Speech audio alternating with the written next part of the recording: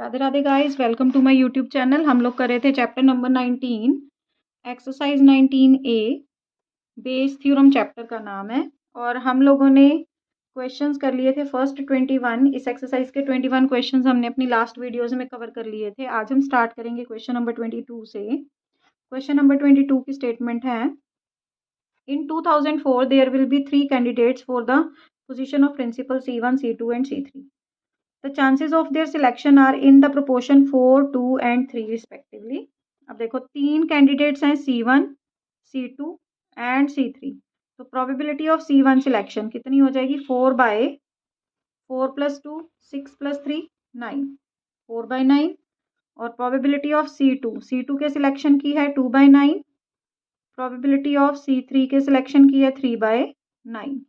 अब इन्होंने बोला है कि the probability that C1 if selected will produce coeducational in the college is 0.3। कहते हैं अगर C1 की सिलेक्शन होती है तो वो को एजुकेशनल स्कूल बना देगा। Coeducational by C1 will be equal to 3/10। Coeducational by C2 0.3। मैंने गलत लिखा है क्या? C1 इफ सिलेक्टेड इंट्रोड्यूस को, ठीक है। The probability of C2 and C3 doing the same are 0.5, मतलब 5/10। और इसकी है C3 की है 0.8, मतलब कि 8/10।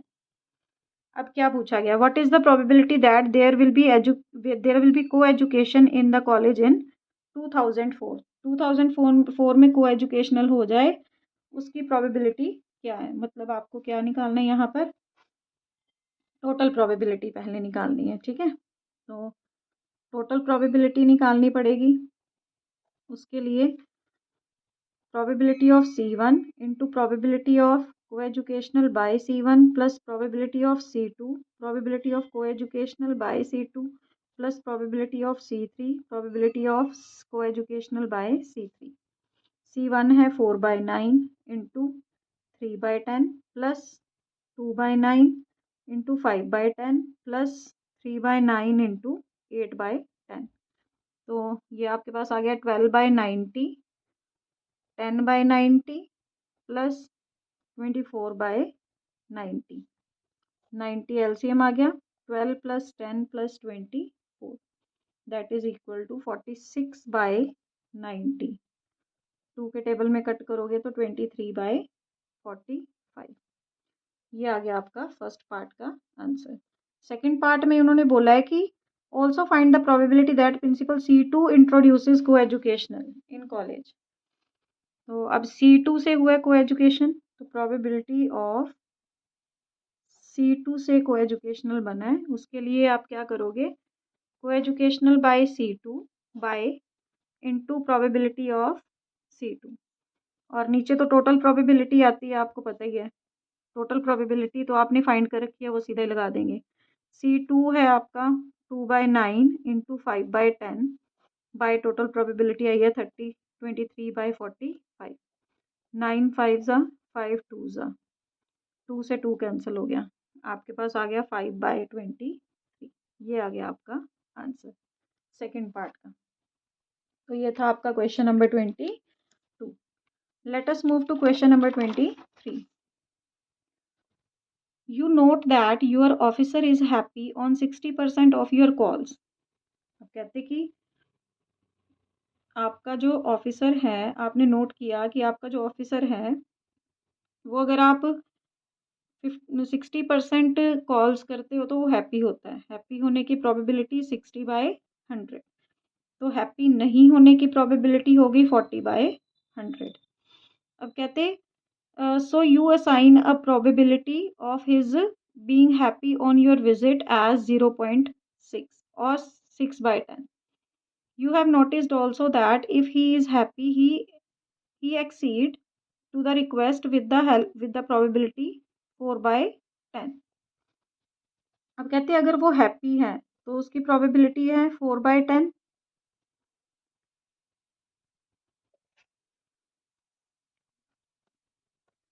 Accedes the request when he is happy, when he is not happy। अगर वो हैप्पी नहीं है तो प्रोबेबिलिटी है 1/10। तो आपको क्या फाइंड करना है? You called one day and he has said your request. When what is the probability of his being happy? तो उसके हैप्पी होने की प्रोबेबिलिटी, हैप्पी वाला ऊपर आएगा, probability of being happy a by h by probability of happy a by h plus probability of not happy a by h naught। तो ये आपके पास आ गया 60/100 into 4/10 by 60/100 into 4/10 plus 40/100 into 1/10। देखो 1/1000 तो सभी में ही आ रहा है, 240/1000 बाय 240 प्लस 40/1000, 1000 से 1000 कैंसिल हो गया, 240/280 आ गया। तो 4 के टेबल में 4 6 था, 4 7 था, 6/7 आ गया आपका आंसर। तो ये था आपका question number 23। Let us move to question number 24।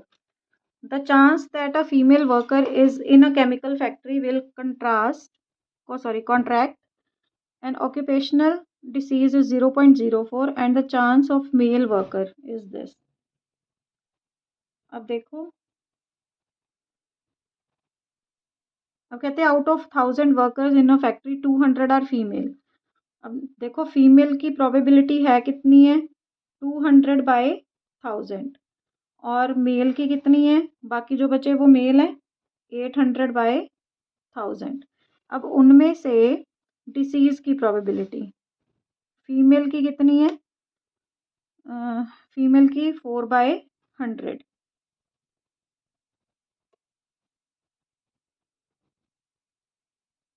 और मेल की 6/100, 6/100। आपको फाइंड क्या करना है? one worker is selected at random and the worker is found to have contracted the disease.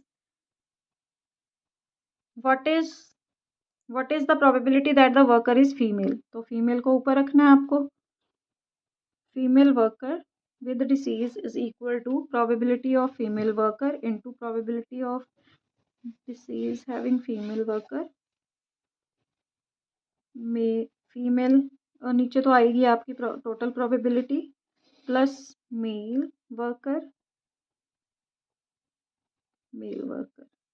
अब आपके पास देखो वैल्यूज डालनी है आपने, 200/1000 into 4/100 by 200/1000 into 4/100 plus 800/1000 into 6/100। अब देखो ये 1 लाख तो आपका एलसीएम में कट जाएगा, 800/1 lakh plus 4800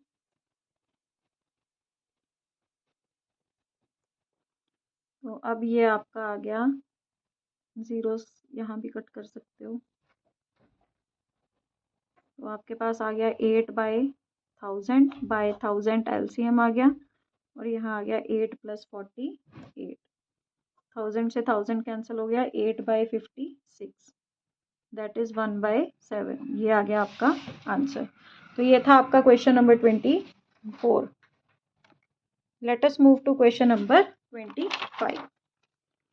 An insurance company insured 2000 scooter drivers, 4000 car drivers and 6000 truck drivers।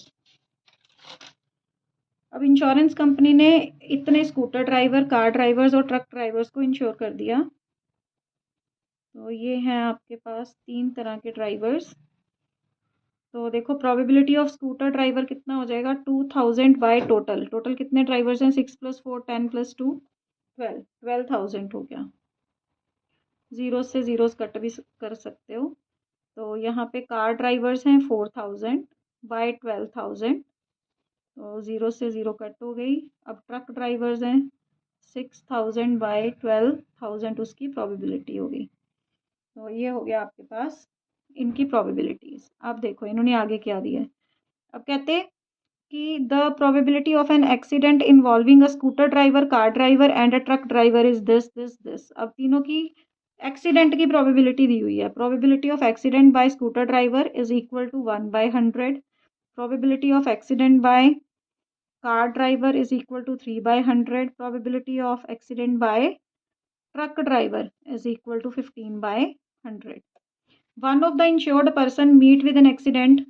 What is the probability that he is a scooter driver? तो स्कूटर ड्राइवर को आप ऊपर रख लोगे। स्कूटर ड्राइवर से एक्सीडेंट होता है, उसकी probability scooter driver into probability of accident by scooter driver by probability of scooter driver accident by scooter driver plus probability of car driver accident by car driver probability of truck driver probability of accident by truck driver. तो values डाल दो। 2/12 into 1/100 bye scooter driver को ऊपर रखना था। 2/12 into 1/100 plus 4/12 into 3/100 plus 6/12 into 15/100। तो अब देखो ये आ गया आपके पास 2/1200। नीचे भी आपका 1200 एलसीएम आ जाएगा और यहाँ बनेगा 2 प्लस 12 प्लस 90। ये आपका कैंसिल हो गया। 2/104 तो आपके पास आ गया 1/52 आंसर। तो ये आ गया आपका 25th क्वेश्चन का आंसर। आई होप आपको समझ आ रहे होंगे। Let us move to question number 26। There are 3 coins, one is a 2 headed coin. अब देखो एक आपका 2 हेडेड कॉइन है, मतलब उसमें दोनों साइड पे ही हेड है, having head on both faces. Another is biased coin that comes up heads 75% of the times, जिसमें हेड 75% टाइम्स आता है। और एक थर्ड कॉइन है जिसमें टेल आता है 40% टाइम्स। तो इसका मतलब है हेड आएगा 60% times. One of the 3 coins is chosen at random. अब देखो 3 कॉइन है, तीनों में से एक कॉइन पहले चूज करना है। तो प्रोबेबिलिटी ऑफ कॉइन वन की probability 1/3, probability of coin two 1/3, probability of coin three 1/3। अब देखो ये 2 हेडेड कॉइन है, ये आपका बाइस्ड कॉइन है, ये भी आपका बाइस्ड कॉइन है। तो probability of head from coin one, उसकी प्रोबेबिलिटी तो 1 होएगी, क्योंकि देखो दोनों साइड पे हेड है। जहाँ मतलब टॉस करोगे तो दोनों बार ही हेड ही आएगा, मतलब हेड हेड ही आएगा। तो अब probability of head by coin two पे हेड कितनी बार आएगा? 75/100 टाइम्स।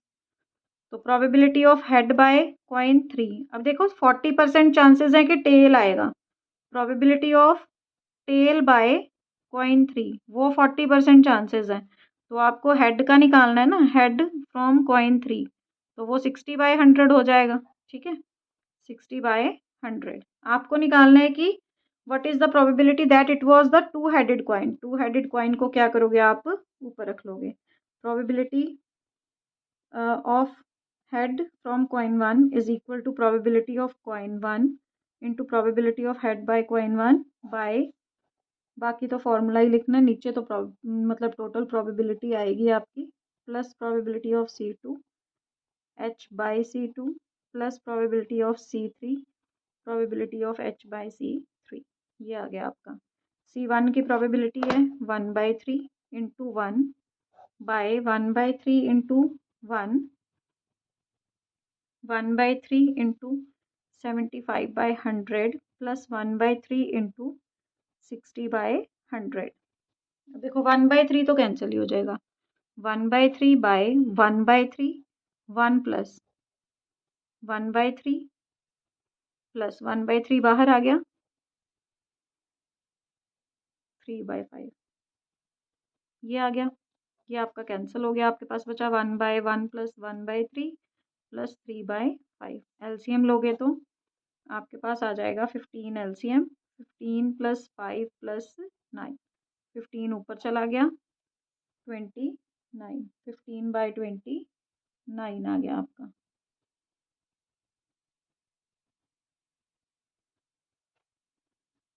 मिस्टेक हो गई क्या कहीं पर? ओह सॉरी, 25 4 ज़ा 25 3 ज़ा, यहाँ पे मिस्टेक हुई है, 3/4 आएगा यहाँ पर, तो सॉरी 3/4 यहाँ मिस्टेक हुई है।